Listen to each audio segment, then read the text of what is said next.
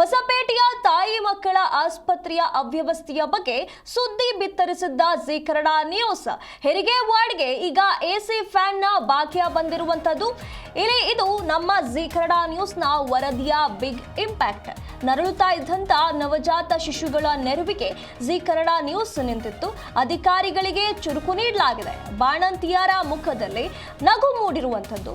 ಹೊಸಪೇಟೆಯ ತಾಯಿ ಮಕ್ಕಳ ಆಸ್ಪತ್ರೆಗೆ ಎಸಿ ಫ್ಯಾನ್ ಭಾಗ್ಯ ದೊರಕಿರುವಂತದ್ದು. ಆಸ್ಪತ್ರೆಯ ಅವ್ಯವಸ್ಥೆಯನ್ನ ಸರಿಪಡಿಸಬೇಕು ಅಂತ ಹೇಳಿ ಡಿಎಚ್ಒ ಶಂಕರ್ ನಾಯ್ಕ್ ಸೂಚನೆಯನ್ನ ನೀಡಿದ್ದಾರೆ. ಆಸ್ಪತ್ರೆಯಲ್ಲಿ ಎಸಿ ಫ್ಯಾನ್ ಇಲ್ಲದೆ ನವಜಾತ ಶಿಶುಗಳು ನರಳಾಡುವಂತಹ ಪರಿಸ್ಥಿತಿ ನಿರ್ಮಾಣವಾಗಿತ್ತು.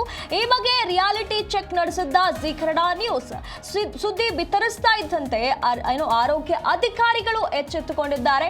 ಹೊಸಪೇಟೆಯ ತಾಯಿ ಮಕ್ಕಳ ಆಸ್ಪತ್ರೆಯ ಅವ್ಯವಸ್ಥೆಯ ಬಗ್ಗೆ ಸುದ್ದಿ ಬಿತ್ತರಿಸ್ತಾ ಇದ್ದಂತೆ ಈಗ ಅಧಿಕಾರಿಗಳು ಎಚ್ಚೆತ್ತುಕೊಂಡಿದ್ದಾರೆ.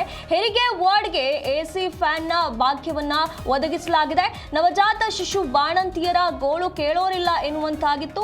ಆದ್ರೆ ಈಗ ಅವರಿಗೆ ಎಸಿ ಮತ್ತೆ ಫ್ಯಾನ್ ನ ವ್ಯವಸ್ಥೆ ಮಾಡಲಾಗಿರುವಂತದ್ದು. ಎಸಿ ಫ್ಯಾನ್ ಇಲ್ಲದೆ ಸೊಳ್ಳೆಗಳ ಕಾಟದಿಂದ ಬಾಣಂತಿಯರು ಮತ್ತು ಶಿಶುಗಳು ಪರದಾಡುವಂತಹ ಪರಿಸ್ಥಿತಿಯಲ್ಲಿತ್ತು. ಈ ಬಗ್ಗೆ ವರದಿ ಬಿತ್ತರಗೊಳ್ತಾ ಇದ್ದಂತೆ ಅಧಿಕಾರಿಗಳು ಅಲರ್ಟ್ ಆಗಿದ್ದಾರೆ. ಜಿ ಕನ್ನಡ ನ್ಯೂಸ್ ಸಾರ್ಥಕ ವರದಿಗೆ ಬಾಣಂತಿ ಪೋಷಕರು ಫುಲ್ ಖುಷ್ ಆಗಿದ್ದಾರೆ. ವರದಿಗೆ ಪ್ರಸಾರವಾದ ನಂತರ ಈಗ ಡಿಎಚ್ಒ ಶಂಕರ್ ನಾಯ್ಕ್ ಅವರು ಪ್ರತಿಕ್ರಿಯೆಯನ್ನ ನೀಡಿದ್ದಾರೆ. ಇನ್ಮುಂದೆ ಹೆರಿಗೆ ವಾರ್ಡ್ಗೆ ಯಾವುದೇ ಕೊರತೆಯಾಗದಂತೆ ಎಚ್ಚರ ವಹಿಸುತ್ತೇವೆ ಅಂತ ಹೇಳಿ ಹೇಳಿಕೆಯನ್ನ ನೀಡಿದ್ದಾರೆ. ಜನರೇಟರ್ ಸೇರಿದಂತೆ ವಾರ್ಡ್ಗೆ ಅಗತ್ಯ ಮೂಲ ಸೌಕರ್ಯಗಳನ್ನ ಒದಗಿಸುತ್ತೇವೆ ಅಂತ ಹೇಳಿದ್ದಾರೆ. ವಿಜಯನಗರ ಆರೋಗ್ಯಾಧಿಕಾರಿ ಡಾಕ್ಟರ್ ಶಂಕರ್ ನಾಯ್ಕ್ ಅವರು ಇದಕ್ಕೆ ಪ್ರತಿಕ್ರಿಯೆಯನ್ನ ನೀಡಿದ್ದಾರೆ.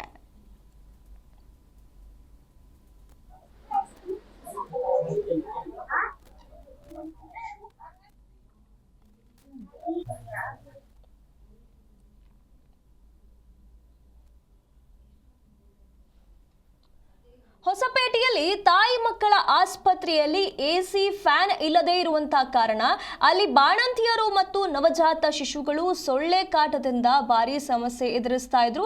ಹಾಗಾಗಿ ಇದರ ಬಗ್ಗೆ ತಮ್ಮ ಗೋಳನ್ನ ಹೇಳಿಕೊಂಡಿದ್ರು. ಇದನ್ನ ಯಾರು ಕೂಡ ಕೇಳೋದಿಲ್ಲ, ಕೇಳೋದಕ್ಕೆ ಯಾರು ಇಲ್ಲದಂತಾಗಿದೆ ಅಂತ ಅವರು ಹೇಳಿಕೊಂಡಿದ್ರು. ಈ ವಿಚಾರದ ಬಗ್ಗೆ ನಮ್ಮ ಜಿ ಟಿವಿ ಇದರ ಬಗ್ಗೆ ಒಂದು ವರದಿಯನ್ನ ಮಾಡಿತ್ತು. ವರದಿ ಬಿತ್ತರಗೊಳ್ತಾ ಇದ್ದಂತೆ ಅಧಿಕಾರಿಗಳು ಅಲರ್ಟ್ ಆಗಿದ್ದಾರೆ. ಜಿ ಕನ್ನಡ ನ್ಯೂಸ್ ಸಾರ್ಥಕ ವರದಿಗೆ ಬಾಣಂತಿಯ ಪೋಷಕರು ಈಗ ಫುಲ್ ಖುಷಿಯಾಗಿರುವಂತದ್ದು. ಈ ಒಂದು ವಾರ್ಡ್ ನಲ್ಲಿ ಯಾವುದೇ ಕೊರತೆಗಳು ಆಗದ ರೀತಿಯಲ್ಲಿ ನೋಡಿಕೊಳ್ಳಬೇಕು ಅಂತ ಹೇಳಿ ಡಿಎಚ್ಒ ಶಂಕರ್ ನಾಯ್ಕ್ ಅವರು ಪ್ರತಿಕ್ರಿಯೆಯನ್ನ ನೀಡಿದ್ದಾರೆ. ಇನ್ಮುಂದೆ ಹೆರಿಗೆ ವಾರ್ಡ್ಗೆ ಯಾವುದೇ ಕೊರತೆಯಾಗಬಾರದು, ಎಲ್ಲಾ ಮೂಲ ಸೌಕರ್ಯಗಳನ್ನ ಒದಗಿಸಬೇಕು ಅಂತ ಹೇಳಿದ್ದಾರೆ. ಜನರೇಟರ್ ಸೇರಿದಂತೆ ಈ ವಾರ್ಡ್ಗೆ ಅಗತ್ಯವಿರುವಂತಹ ಎಲ್ಲಾ ಮೂಲ ಸೌಕರ್ಯಗಳನ್ನ ಒದಗಿಸುತ್ತೇವೆ ಅಂತ ಹೇಳಿ ಡಿಎಚ್ಒ ಇದರ ಬಗ್ಗೆ ಭರವಸೆಯನ್ನ ನೀಡಿದ್ದಾರೆ. ವಿಜಯನಗರದ ಆರೋಗ್ಯ ಅಧಿಕಾರಿಗಳಾಗಿರುವಂತಹ ಡಾಕ್ಟರ್ ಶಂಕರ್ ಅವರು ಇದಕ್ಕೆ ಪ್ರತಿಕ್ರಿಯೆಯನ್ನ ನೀಡಿರುವಂತದ್ದು.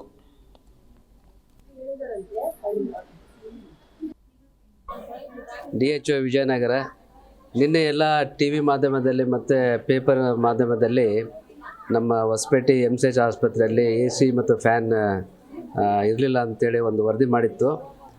ಆ ಒಂದು ಇದರಲ್ಲಿ ನಮಗೆ ಒಂದು ವಾರ 10 ದಿನದಿಂದ ಸ್ವಲ್ಪ ತೊಂದರೆಗಳಿದ್ದವು. ಸ್ವಲ್ಪ ಎಲೆಕ್ಟ್ರಿಕಲ್ ಸ್ವಲ್ಪ ವೈರ್ಗೆಲ್ಲ ಸ್ವಲ್ಪ ತೊಂದರೆಗಳು ಇದ್ದವು.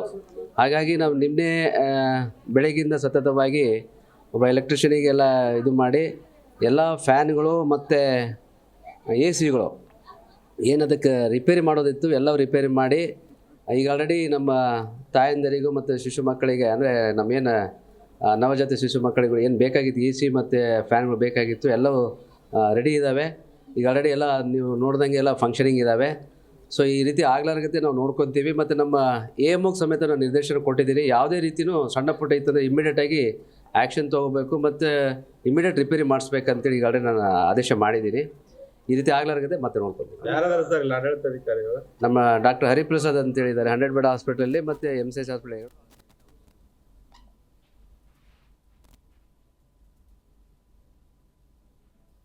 ಈ ವಿಷಯದ ಬಗ್ಗೆ ನಮ್ಮ ಪ್ರತಿನಿಧಿ ಮಂಜುನಾಥ್ ನೇರವಾಗಿ ಇದರ ಬಗ್ಗೆ ಒಂದು ಪ್ರತ್ಯಕ್ಷ ವರದಿಯನ್ನ ನೀಡಿದ್ದಾರೆ. ಏನ್ ಹೇಳಿದ್ದಾರೆ ನೋಡ್ಕೊಂಬರೋಣ ಬನ್ನಿ. ಹೊಸಪೇಟೆಯ ತಾಯಿ ಮತ್ತು ಮಕ್ಕಳ ಆಸ್ಪತ್ರೆಯ ಹೆರಿಗೆ ವಾರ್ಡ್ ಬಹಳ ಮುಖ್ಯವಾಗಿ ಬೇಸಿಗೆ ಇರೋ ಕಾರಣಕ್ಕೋಸ್ಕರ 40 ರಿಂದ 42 ಡಿಗ್ರಿ ಸೆಲ್ಸಿಯಸ್ ಅಷ್ಟು ತಾಪಮಾನ ಇರೋ ಕಾರಣಕ್ಕೋಸ್ಕರ ನಿಜವಾಗ್ಲೂ ನಾವು ನೋಡ್ಬೋದು ಯಾವ ರೀತಿಯಾಗಿದೆ ಪರಿಸ್ಥಿತಿ ಅಂತ ಹೇಳಿ.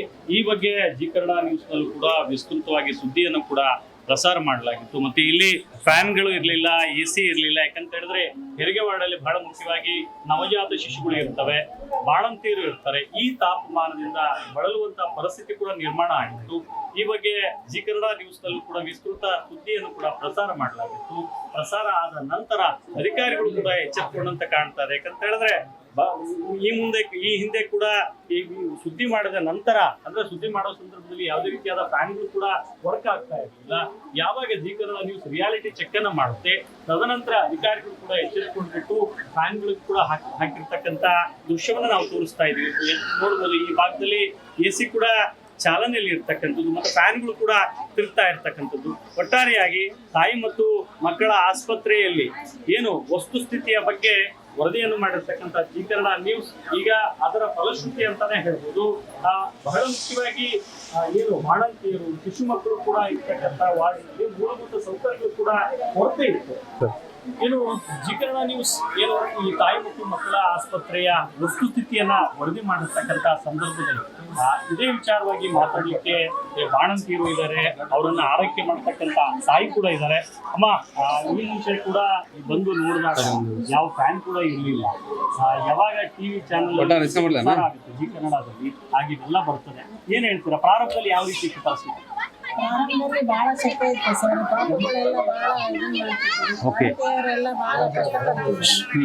ಈಗೆಲ್ಲ ಬಹಳ ಚೆನ್ನಾಗಿದೆ ಸರ್. ನಿನ್ನೆ 4 ಗಂಟೆಯಿಂದ AC ಆನ್ ಆದಾಗಿಂದ ನಮಗೆ ತುಂಬಾ ಖುಷಿ ಆಗಿದೆ. ಓಕೆ, ಏನ್ ಕೊರತೆ ಇದಮ್ಮ? ಏನ್ ಸಮಸ್ಯೆ ಇದೆ ಇಲ್ಲಿ? ಈಗೆಲ್ಲ ಚೆನ್ನಾಗಿದೆ ಸರ್. ಅದು ವಾಶ್ರೂಮ್ ಮಾತ್ರ ಮಾಡಲೇಬೇಕು. ಓಕೆ, ಬರ್ತಾರ ಡಾಕ್ಟರ್ ಸರಿಯಾದ ಸಮಯಕ್ಕೆ ಬರ್ತಾರ? ಎಲ್ಲ ನೋಡ್ಕೋತಾರ ಬಂದು? ಓಕೆ, ಇದು ನೋಡ್ಬೋದು. ಯಾವಾಗ ಜಿ ಕನ್ನಡ ನ್ಯೂಸ್ ವಸ್ತುಸ್ಥಿತಿಯನ್ನ ವರದಿ ಮಾಡುತ್ತೆ, ಅದ ನಂತರ ಅಧಿಕಾರಿಗಳು ಕೂಡ ಎಚ್ಚೆತ್ತುಕೊಂಡಿದ್ದಾರೆ. ಮತ್ತು ಬಹಳ ಮುಖ್ಯವಾಗಿ ಈ ಒಂದು ವಾರ್ಡಲ್ಲಿ ಬೇಕಾದಂತ ಎಲ್ಲ ರೀತಿಯ ಸೌಲಭ್ಯಗಳನ್ನ ಕೊಡಿಸುವಲ್ಲೂ ಕೂಡ ಜಿ ಕನ್ನಡ ನ್ಯೂಸ್ ಬಹಳ ಪ್ರಮುಖ ಪಾತ್ರವನ್ನು ವಹಿಸಿದೆ ಅಂತಾನೆ ಹೇಳ್ಬೋದು. ವಿಜಯನಗರದಿಂದ ಮಂಜುನಾಥ್, ಜಿ ನ್ಯೂಸ್ ಕನ್ನಡ.